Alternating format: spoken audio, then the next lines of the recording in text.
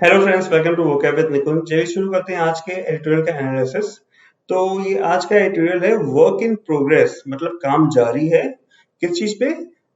Opposition के take on करने पे बीजेपी के। ठीक है, ओपोजिशन जो है वो टेक ऑन करेगा। टेक ऑन एक फ्रेजल वर्ब है, इसका मतलब होता है content against an opponent. Opponent, ठीक है, मतलब किसी भी ओपोनेंट, किसी भी विरोधी के खिलाफ कंटेंट करना, राइट। कंटेंट करना का मतलब क्या होगा कि उसके खिलाफ, एक मिनट, मेंटेन करना, एसर्ट करना, आर्गुमेंट करना, मतलब कि विरोध करते रहना, ऐसा कुछ। ठीक है, अपने एफर्ट्स डालना। तो ये ओपोजिशन के सामने जो है वो सामने बहुत बड़ी चुनौती है, रोड अहेड है का मतलब चुनौती है। Opposition parties are reduce to defending themselves. Opposition party जो क्या कर रही है, वो डिफेंड कर रही है अपने आप को, रादर देन बीजेपी को अटैक करने की जगह पे। ठीक है, रिड्यूस टू मतलब कि अब उनके पास कोई काम नहीं बचा है डिफेंड करने के अलावा, जबकि उनको अटैक करना चाहिए, राइट। तो उसके बाद जो नेक्स्ट वर्ड है वो है एक्सपल्शन। इसका मतलब निकालना होता है। क्लास से जब किसी को निकालते हैं, किसी बैच से, तो उसे एक्सपल्शन कहते हैं। यहाँ पे एक्सपल्शन का जो यूज हो रहा है वो हो रहा है राहुल गांधी के लिए, जो उन्हें लोकसभा से निकाला गया है।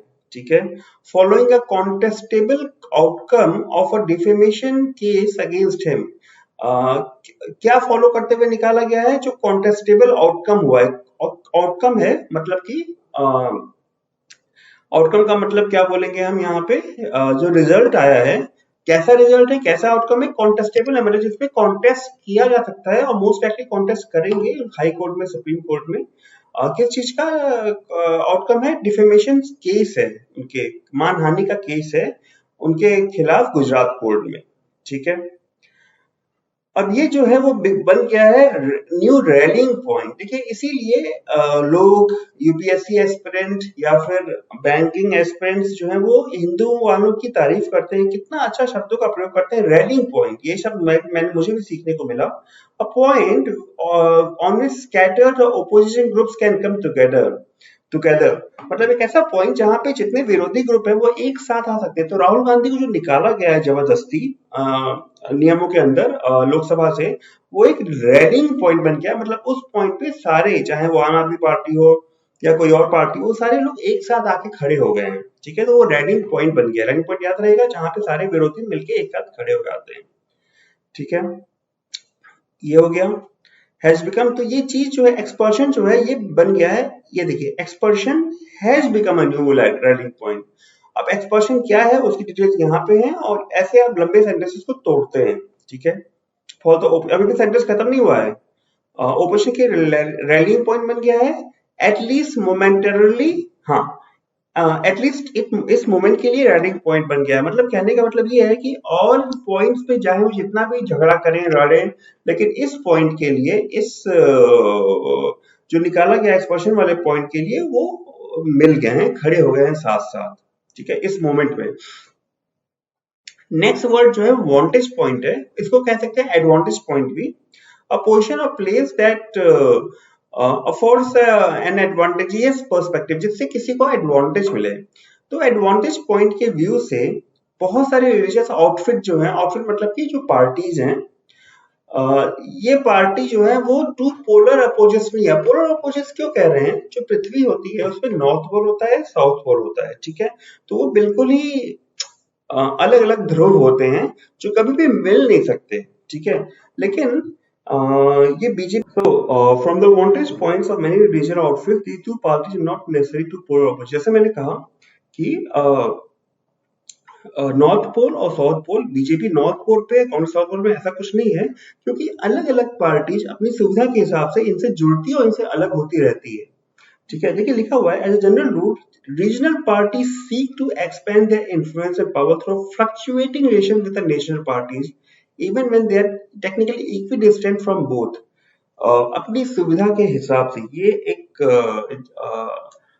नियम है, ये एक टर्म है। ठीक है, इसी को लोग फॉलो, इसी को रीजनल पार्टीज फॉलो करती है। वो सीख करती हैं कि अपना इन्फ्लुएंस और पावर बढ़ा पाए। ठीक है, और फ्लक्चुएटिंग रिलेशन से मतलब घटते बढ़ते रिलेशन से नेशनल पार्टी, दोनों नेशनल पार्टी से। जबकि वो दोनों टेक्निकली इक्वी डिस्टेंस हैं दोनों से, ठीक है। इक्वी डिस्टेंस मतलब कि same distance apart at every point, मतलब कि बीजेपी से भी दूर है और कांग्रेस से भी दूर है, लेकिन उनके रिलेशन जो है वो घटते बढ़ते रहते हैं अपनी सुविधा के हिसाब से। The party in power in Delhi has considerable leverage and regional parties are often vulnerable to pressure. जो दिल्ली में जो भी पार्टी पावर में है, चाहे वो कांग्रेस हो, यूपीए हो या एनडीए हो, उसके पास ज्यादा लीवरेज रहता है, मतलब स्ट्रेटेजिक एडवांटेज रहता है, ठीक है। Power to act effectively, power रहती है मेन चीज। और रीजनल पार्टी जो है वो वल्नरेबल रहती है प्रेशर से, उनके प्रेशर से, ठीक है। कभी वो कुछ मतलब ईडी का या सीबीआई का प्रेशर, ये सब चीजें, ठीक है। वनरेबल मतलब सस्टेबल टू अटैक, मतलब सेंसिटिव, या फिर यू नो वनरेबल को हिंदी में क्या बोलेंगे, जो थोड़ा कमजोर हो, इस तरह से कुछ, ठीक है। ऐसा, एक मिनट, शुद्ध हिंदी में बता ही देता हूँ।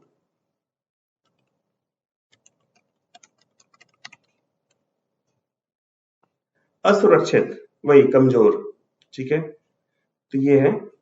उसके बाद जो वर्ड है वो कॉर्नर, कॉर्नर मतलब कोना, आप सब लोग जानते होंगे, लेकिन कॉर्नर जब ऐसा वर्ब यूज होता है तो उसका मतलब होता है गेन कंट्रोल ओवर, ठीक है। तो हाल के सालों में सेंट्रल एजेंसीज ने कॉर्नर किया है ओपोजिशन लीडर्स को, ठीक है। मतलब जिसकी मैं बात कर रहा था, ईडी और सीबीआई, उन लोगों ने ओपोजिशन लीडर्स पे कंट्रोल लिया है, राइट। और वो या तो एग्रेसिव या पैसिव हुए हैं बीजेपी के कॉन्वीनियंस के हिसाब से। वो बहुत बड़ी चीज हिंदू वाले कह रहे हैं कि बीजेपी जैसे बीजेपी के कॉन्वीनियंस के हिसाब से या तो वो ईडी और सीबीआई एग्रेसिव हुए हैं उनके ऊपर, या फिर पैसिव होकर शांत हो गए हैं। While these facts were apparent, regional leaders have remained wary of confronting the BJP and have often broken ranks. ठीक है। तो ये सारे फैक्ट जो है वो साफ साफ दिख रहे हैं, एपरेंट है, राइट। साफ साफ दिखना कि रीजनल पार्टी लीडर्स, मैं एक फैक्ट बताता हूँ आपको, 95% लोगों के यहाँ, जिनके यहाँ छापे पड़े हैं सीबी और सीबीआई और ईडी के, वो सारे ओपोजिशन लीडर्स के थे, राइट। तो ये फैक्ट खुद में बताता है कि कैसे चीजें इतनी ट्रांसपेरेंट नहीं है जितनी दिखती हैं। रीजनल लीडर्स जो है वो रिमेन वेरी, वेरी का मतलब होता है कॉशन और वॉचफुल प्रूडेंस, मतलब बहुत सोच समझ के रीजनल लीडर्स जो है वो काम करते हैं, एक स्टेप लेते हैं और बहुत सोच समझ के वो कॉन्फ्रंट करते हैं बीजेपी का, मतलब बीजेपी का सामना करते हैं। कॉन्फ्रंट मतलब कि विरोध करते हैं, ठीक है, सामना करना, विरोध करना। And have often broken ranks, ठीक है। ब्रेक रैंक का मतलब होता है fail to maintain solidarity, right. Solidarity का मतलब होता है यूनियन ऑफ इंटरेस्ट, पर्पस या सिंपैथी, ठीक है।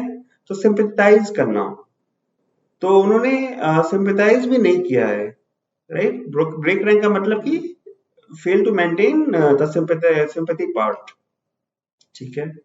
उसके बाद नेक्स्ट वर्ड होता है कॉन्डेम। कॉन्डेम का मतलब होता है स्ट्रॉन्ग डिसअप्रूवल ऑफ। जैसे कि जब पाकिस्तान कुछ भी कश्मीर में हमला करता है या कुछ करता है तो ये कहते हैं हमारे होम मिनिस्टर की हम उसकी गली भर्त्सना करते हैं, वो होता है कॉन्डेम, ठीक है, कि हम उसको अप्रूव नहीं करते हैं। तो एक्सपर्शन of Mr. Kanti has prompted the TMC, आम आदमी पार्टी, भारत राष्ट्र समिति एंड समाजवादी पार्टी, ये चारों पार्टियों को प्रॉम्प्ट किया है, जो कि जनरली कांग्रेस से दूर रहते हैं, ठीक है। और इनको क्या करने के लिए प्रॉम्प्ट किया है कि कंडेम करें इस एक्शन को, एक्सपर्शन के एक्शन को, उसे डिक्टेटोरियल कह के बुलाएं, ठीक है। डिक्टेटोरियल का मतलब कि तानाशाह कह के बुलाएं, ठीक है। ये पार्टी जो है वो पॉसिबली रियलाइज करती है कि म्यूचुअल राइवलरीज, राइट, मतलब इनका जो आपस में झगड़ा है इन पार्टीज का, ऑफ बीजेपी का डर और सेंट्रल एजेंसीज का डर उनको ड्राइव कर सकता है वो मार्जिन पे या इवन वर्स। मार्जिन का मतलब क्या मतलब, वो एकदम बॉर्डर लाइन पे, मतलब खत्म होने की कगार पर ड्राइव कर सकता है, ठीक है, जो इनका खुद का झगड़ा है। इसीलिए राहुल गांधी के संसद से निकलने पे के मुद्दे पे ये सारे लोग एकजुट आके जुड़ गए हैं, ठीक है। Even worse, at the receiving end of more vindictiveness. Vindictiveness का मतलब होता है a malevolent desire for revenge. देखिए कोई भी शब्द के आगे अगर माल लग जाता है, मैल, तो वो उसका बुरा मतलब हो जाता है, ठीक है। जैसे benevolent होता है, benevolent मतलब कि अच्छा, राइट। malevolent मतलब कि अच्छा नहीं, मतलब खराब। वैसे ही माल न्यूट्रिशन हो गया, राइट, मेलेडी हो गया, ये सारे नेगेटिव वर्ड्स हैं। तो खराब डिजायर, बदला लेने की खराब डिजायर में भी उस पे वो लोग आ सकते हैं, ये रीजनल पार्टी, इसलिए वो बीजेपी से अपोज करने में बहुत सोच समझ के कदम रखते हैं। Next word is dubious. Dubious का मतलब होता है at a heart of the confrontation between the BJP and Congress are questions regarding the Adani Group of companies that stands accused of dubious ownership patterns and business transaction. जो लड़ाई चल रही है BJP और कांग्रेस के बीच में, उसका मेन मुद्दा क्या है, ठीक है, किस मुद्दे पे लड़ाई चल रही है, वो ये है कि अदानी ग्रुप ऑफ कंपनीज के रिलेटेड कुछ क्वेश्चंस हैं जो कि जो खुद stands accused of dubious ownership pattern, जिनके जो बिजनेस है वो उसका जो ओनरशिप पैटर्न है वो ड्यूबियस है, मतलब अनसर्टेन है, डाउटफुल है, संदेहास्पद है, और जो बिजनेस ट्रांजेक्शन है वो भी वैसे ही है, ड्यूबियस है, ठीक है। तो BJP and centre have so far deflected these question, BJP और सेंटर जो गवर्नमेंट जो है वो अभी तक इन क्वेश्चन से वो बचते आ रहे हैं, ठीक है। तो ये कहना है डिफ्लेक्ट, मतलब कि ये तो क्वेश्चन का सेशन ही ना होने देना, ताकि जैसे कि राहुल गांधी को ये लोग पूछे थे कि आपने बाहर हमारे बारे में ऐसे क्यों बोला, उन्होंने क्वेश्चन ही नहीं करने दिया, फिर उसके बाद उन्होंने बाहर ही निकाल दिया, उसको निकलवा दिया, ठीक है। Last word is stay aloof. Stay aloof का मतलब होता है, ये फ्रेजल वर्ब है कि not friendly to other people, right. हाँ, तो while opposition parties such as Biju Janata Dal in Odisha and the Yuva Jan Shramika Ritu Congress Party Andhra Pradesh continue to stay aloof, it is noteworthy that other opposition leaders have come out against the expression of Mr. Gandhi. कुछ opposition party, जैसे चार जो मैंने ऊपर नाम लिए वो सारे तो एक साथ आ गए हैं, लेकिन कुछ opposition party अभी भी उनको कोई मतलब नहीं है कि राहुल गांधी निकाले जाए या ना निकाले जाए, तानाशाही चल रही है या नहीं चल रही है, ठीक है। जैसे कि बीजू जनता दल जो उड़ीसा में है, राइट, और युवजन श्रमिक राइतु कांग्रेस पार्टी आंध्र प्रदेश में, इनको कोई मतलब नहीं है, ये इन्होंने कंटिन्यू किया है, स्टे अलूफ रहना, मतलब कि दूरी रहना पसंद किया है, ठीक है। लेकिन ये नोटवर्दी है, ये नोट करने लायक चीज है कि other opposition leaders have come out, जो बाकी ओपोजिशन लीडर्स है वो इस एक्सप्रेशन के खिलाफ बाहर आ गए हैं। नेवरदलेस, चाहे जो भी हो या बावजूद इसके, रोबस्ट ओपोजिशन तो बीजेपी, मतलब कि भले ही कुछ लोग बाहर निकल के नहीं आना चाह रहे हो, ना बोलना चाह रहे हो, लेकिन बावजूद इसके एक रोबस्ट ओपोजिशन बीजेपी की अभी भी वर्क इन प्रोग्रेस है, ठीक है। सॉरी, मतलब ये है कि बावजूद इसके कि कुछ ओपोजिशन लीडर्स आ गए हैं, एक साथ एकजुट हो गए हैं, लेकिन इसके बावजूद अभी भी एक जो अच्छी ओपोजिशन है, रोबस्ट ओपोजिशन है, रोबस्ट का मतलब होगा आपका स्ट्रॉन्ग इनफ, ठीक है, मजबूत ओपोजिशन का बनना अभी भी वर्क इन प्रोग्रेस चल रहा है। और बीजेपी को क्या सूट करता है, उनको ये सूट करता है कि फोकस राहुल गांधी पे रहे, न कि मिस्टर अडानी पे। तो ये था आज का सेशन, कैसा लगा मुझे कमेंट सेक्शन में बताइएगा, और मेरे ख्याल से कुछ नए वर्ड सीखने मिले होंगे आपको, उनको कमेंट सेक्शन में मेंशन करिएगा मीनिंग के साथ, ताकि नेक्स्ट टाइम जब आप इन वर्ड्स को देखिए अपने इंग्लिश सेक्शन में, तो आपको याद आए कि आपने इन्हें कहीं देखा है, और हो सकता है रिकॉल करने में आपको हेल्प मिले, ठीक है। चलिए, मिलते हैं अगले सेशन में। If you want to keep improving your vocabulary, you can click and subscribe to my channel. Thank you for watching, bye bye.